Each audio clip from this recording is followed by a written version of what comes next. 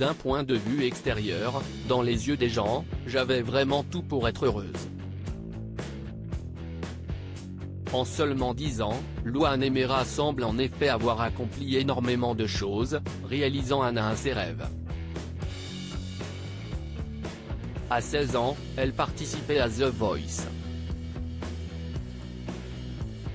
À 18, elle était césarisée pour son rôle dans La Famille Bélier.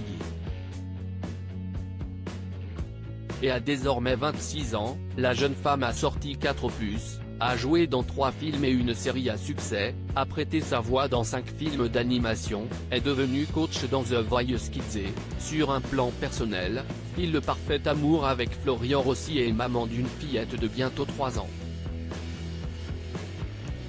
Bref, tout est allé très vite dans la vie de Louane. Un tourbillon difficile à vivre, surtout que tout n'a pas été rose. Ma santé mentale faisait que c'était un peu chaotique, explique-t-elle avec sincérité dans le podcast In Power, mis en ligne ce mardi 7 février. Et pour cause, la jeune femme s'est retrouvée orpheline à 17 ans et a subi du harcèlement scolaire, notamment. Sans tabou et pendant plus d'une heure et demie, Louane Aimera raconte en détail avoir traversé une période sombre, lors de laquelle elle a pété les plombs et comment s'est traduit ce surmenage. Dépression post-tournée, crise d'anxiété, anxiété sociale, je ne suis plus sortie de chez moi, ce n'était pas drôle. D'ailleurs c'est ma psy qui m'a dit d'arrêter, rapporte la jeune femme. Louane, j'ai mis du temps à me détacher de ça. C'était à la fin de sa 2e tournée, la chanteuse devait alors enchaîner directement avec son 3e album. Pour se préserver, Louane n'a donc eu d'autre choix que de mettre Lola. Est-ce que dans ton cas la dépression a été induite par quelque chose que tu as réussi à identifier ? Pierre-Louise Aubéry.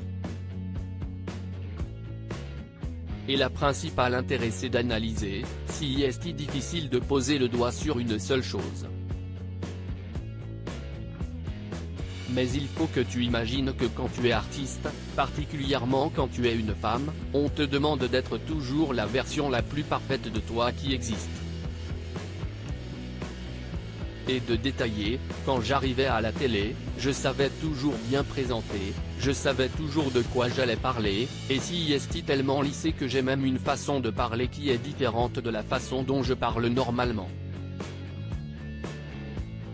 J'ai mis du temps à me détacher de ça. Une prise de parole nécessaire. Rendre visible la dépression ne peut être que bénéfique.